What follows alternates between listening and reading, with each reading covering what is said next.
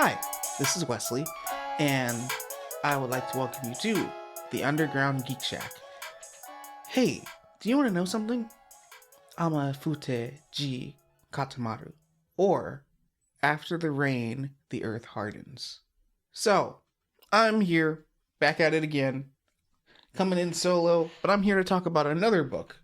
Last video talked about Arusha and the End of Time, talked about how good that book was. I'm here to talk about another book called Tessa Miyata is No Hero. And it's by Julia Abe. And this book is it's a really good book. I'm gonna say this now for anime fans. You're gonna if you ever decide to pick up this book, there are some anime references in there that you are gonna enjoy when you notice them. You're gonna be like, hey, I know that one. Yo, that one I know. So yeah, that's gonna be good. So with this book, it dives a little bit into Japanese mythology, which something interesting because I like mythology, whether that's Greek, Roman, freaking Hindu mythology that we talked about in the last video, and now with this one. So with this, we meet Tessa Miyata, and she's this little girl. She's in the middle of like a camping trip with her school or summer camp type thing, and there's a moment where she's being followed by this woman in a white yukata and a wolf and a wolf. And the weird thing is that no one else can see no one else can see the woman nor the wolf except for Tessa. And this woman is like, hey, we've been following you. We need you to listen to us. Please, your time is limited. They're coming for you. And Tessa's like, yo, just leave me alone. I want to be a normal person. Just leave. And something happens to the point where they have this thing that's kind of like Facebook or YouTube or something like that, but everybody likes posting to that social media platform. And this kid who is a cousin of one of this former friend of Tessa's is videotaping Tessa while she's talking to the woman and the wolf, but the kid just thinks that Tessa's talking to herself behind a bunch of postcards.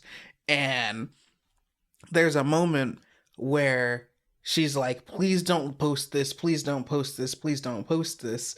And the wolf charges at the kid. The kid doesn't know what's happening, but the wolf charges at the kid, and all he does, like, a gust of wind knocks the kid over, and the kid's phone breaks. And the kid's like, you broke my phone and everything. And then next thing you know, the teachers are getting on to Tessa, and then Peyton and Cecilia, who are Tessa's sisters, actually have to come over, and they comfort the kid, and they tell the teacher, hey, the kid did something wrong to our sister, we're gonna back her up. And it gets to a point where they literally have to leave their grandmother and go to Japan. And so that's where we run into, they're staying with their grandma and grandpa, which is their Obachan and Oji-chan. And so while they're while they're Peyton and Cecilia decide, oh, we're gonna go hang out with our friends that we've met a couple years ago. We're gonna go hang out with our friends. Tessa, you stay with Obachan and Oji-chan, and you'll be good. You'll be good. And there's a moment where she meets this kid named Jin Uehara. And so, because apparently Jin needs to learn how to speak, like, he needs someone to teach him English. And so he's really good at karate. And so he has like a bunch of karate tournaments and everything. And there's a moment where Jin's father says, hey, the Miyatas have a sister like a little kid, like a someone around your age, she can probably teach you English. So at this point, we run into Jin. We get the we and Tessa's like, I don't really want to teach you English, but I kind of have to at this point. And so it's like a budding friendship between the two at first. Like at first they don't really care too much for each other, and then they get uh they're walking with this Daruma doll, and because they're walking with Oji-chan, and they have to go to this place, and Oji-chan, like they're going to like an aerobics class or something, and then apparently Oji-chan ends up getting hurt, and Tessa thinks it's her fault, and so they take Oji-chan back home, and with the Dharma doll, they have to go to this certain workshop place to get it repaired. And when they go down a dark alleyway, like this alleyway, and a bunch of kids come over and try to surround Tessa and Jin. And first it's just Tessa because she has no clue what's going on, and then Jin walks out from like around the corner into the alleyway, and he's like, hey yo, what y'all think you're doing? Y'all better leave. I'll beat you in the next karate tournament. Don't think I won't. And you'll be a laughing stock at school. Like, he kind of threatens them, and then they leave, and then next thing you know, there's a shadow person that appears, and he's trying to slash at Tessa and Jin, so then Jin has to fight him off, and you see this little kitsune, which is a fox, and so you see this little kitsune his name is Kit, and so Kit is like, hey, go through this door because there's a gateway. And the kid's like, yo, hurry up and get through this door if you want to live. And so Tessa and Jin run through the door, and they're now in the realm of the gods.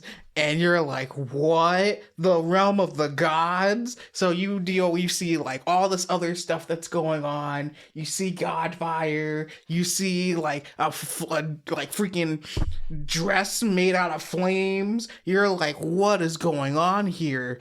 And then so that's going on, and then we meet the 7 lucky gods, and little do you know that there's actually like an 8th god that nobody really knows about, and you're just like, what? And it's cool. It's cool. They're the and then you get to the dude that attacked Jin and Tessa is Taira Masakato. And so you're like, yo, who the heck is that? And so Jin explains, because he's really into history, and he's kind of into drawing, but you get a little like relationship thing, like a little friendship going on between Jin and Tessa, and the fact that they literally have to depend on each other while they're in the realm of the gods, and Kit, and because apparently Kit and Tessa are bounded by this string of thin thread, and so they have to sit here and figure out, because they don't want anything to do with each other, and so and then it's like a budding relationship, because Kit basically, he has no memory of who he used to be, so he's like, oh, maybe I was a god of scholars, oh, maybe I was this type of god, and so like he knows about certain things but not a lot about things. And so like when there's a training like thing that happens, and so Kit's like, hey yo, you gotta do this, you gotta do this, you gotta do this, you gotta do this. And he's like, they're when they're training, they only have like a couple hours. Well, it feels like a couple hours, but it's more like days, because there's a cherry blossom tree, and with like each time the petals fall, that's like, hey, a day has passed, and and it gets to a point where they have to they are gonna go through the trials, they do what they need to do, they get to a point where they actually have to make their own weapons, which is really cool.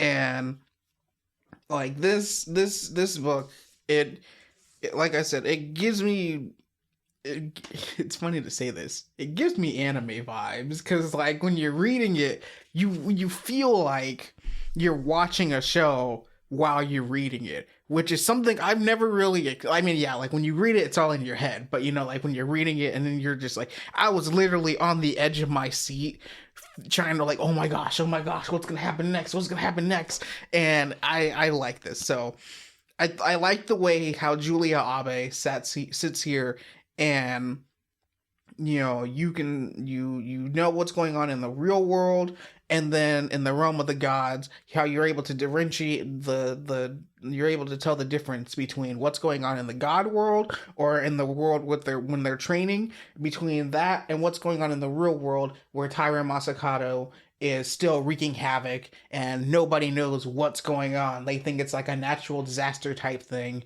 and you're like, yo, how are we gonna do this? So it's interesting to see how Jin and Tessa are able to how Jin, Tessa, and Kit are all able to overcome these trials and tribulations that have now been put in front of them.